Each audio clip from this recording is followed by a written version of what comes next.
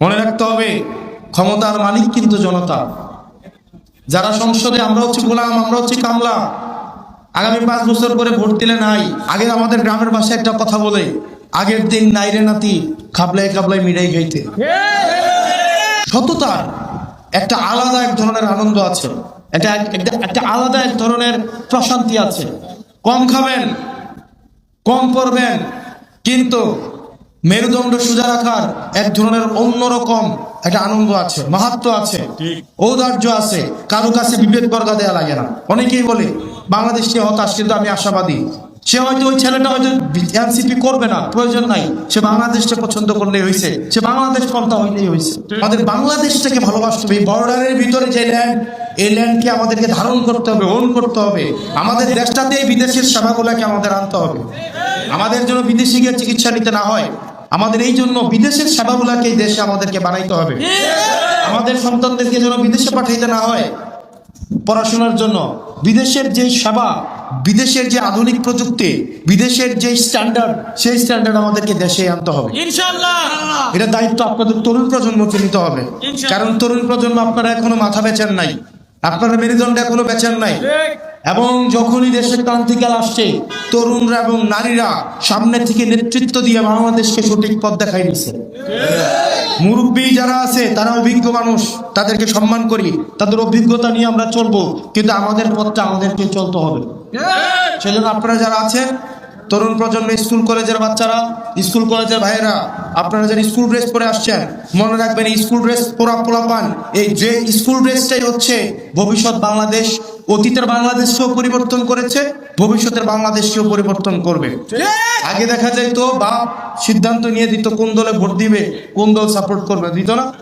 এখন দেখা যায় পোলাপান বাপরে খাতা কলমে বুঝায় কেন বিএনপির ভোট দিবা বা দিবা না, কেন জামাতকে ভোট দিবা বা দিবা না, কেন বর্তমানে এনসিপি কে সবাই সমর্থন করা উচিত। এগুলা বাপমা বুঝায়, পোলাপান বুঝায় না বাপমারে?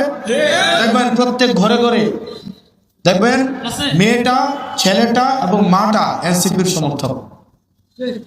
রেজিস্টার্ড না হইলেও দেখবেন আমাদের কিনা গালাগালি করলে ওরা খেপে যায়। ফুলাইন মানুষে না, এটা একটা ভুল করতেই পারে। তোমরা মতো না, তোমরা দেখছি তো আজকে কত বছর ধরে কি করছো দেশটা। মাগুলা পায় না, ওই যে মুরব্বী দেন, মুরব্বী মাথা লাগে, কারণ বেড়ায় আছে ঘরে ঝামেলায়। এরকম অনেক হয়েছে, বউ বলে দিছে এই 11 দলের জোটকে ভোট না দিলে বাদ জানতাম না। বেড়ায় আরেক দল করে, বেড়ায় পড়ছে সিপার, বেড়ায় গড়ে আইলো অশান্তি, ফোলাফাইন ধরে ভোট দেওয়ার জন্য, মাইয়া ধরে ভোট দেওয়ার জন্য। বাট নিজে করে এক পার্টি ফরে কাজে ঠিক আছে দেমু, বাইরে কইও না, আমি তো একটা দল করি। এরকম হয়েছে না আবার? যেই ঘরের অলরেডি সন্তানটা, আমাদের প্রজন্মটা, আমাদের সমর্থক, ইনশাল্লাহ ভবিষ্যৎ বাংলাদেশটা আমাদের নেতৃত্বে আমরা গড়ে উঠবো ইনশাল্লাহ। আমাদের ভুল থাকবে, আমরা ভুল করব, আমাদের অভিজ্ঞতা কম, আপনাদের অভিজ্ঞতা বেশি, আমাদেরকে বলবেন এটা করা উচিত, এটা করা উচিত না। আমরা বাসা থেকে ধরে উঠাই নিয়ে আসবো না। আমাদের সমালোচনা করলে বাসায় পুলিশ পাঠাবো না। গত 1.5 বছর 2টা বছর যে যত গালাগালি করছে, যা করছে, বলতে পারবেন না কেউ কখনো একটা মামলা দেওয়া, কোনো কিছু করা আজকে পর্যন্ত কখনো এটার প্রতিবাদ করেছে। কিন্তু আমরা দেখতে পাচ্ছি আবার আগের মতো, হাসিনার সময়ের মতো ফেসবুকে সমালোচনা করলেও বাসায় পুলিশ পাঠিয়ে উঠে নিয়ে আসে। আমরা এমন বাংলাদেশ আর চাই না। মনে রাখতে হবে ক্ষমতার মালিক কিন্তু জনতা। যারা সংসদে আমরা হচ্ছে গোলাম, আমরা হচ্ছে কামলা। আগামী 5 বছর পরে ভোট দিলে নাই। এখন পুলিশের গাড়ি সামনে থাকে, সময় পরিবর্তন হইলে পুলিশের গাড়িটা হয়তো পিছনে থাকবে। যখন পুলিশের গাড়িটা পিছনে, তখন আপনি বাংলাদেশে থাকেন কিনা সেটা হচ্ছে মূল বিষয়। পুলিশের গাড়ি সামনে নিয়ে অনেক বড় বড় নেতা অনেক বড় বড় জায়গায় গত 40 বছর 50 বছর ধরে দেখছি পুলিশের গাড়ি সামনে থাকলে দেশে থাকে, আর পুলিশের গাড়িটা যখন পিছনে চলে যায় তখন আর দেশে থাকে না। আমাদের এখন পুলিশের গাড়ির পিছনে নিয়ে আমাদেরকে রাজনীতি করতে হয়, কারণ কখন যে আইসা ধরে বসে।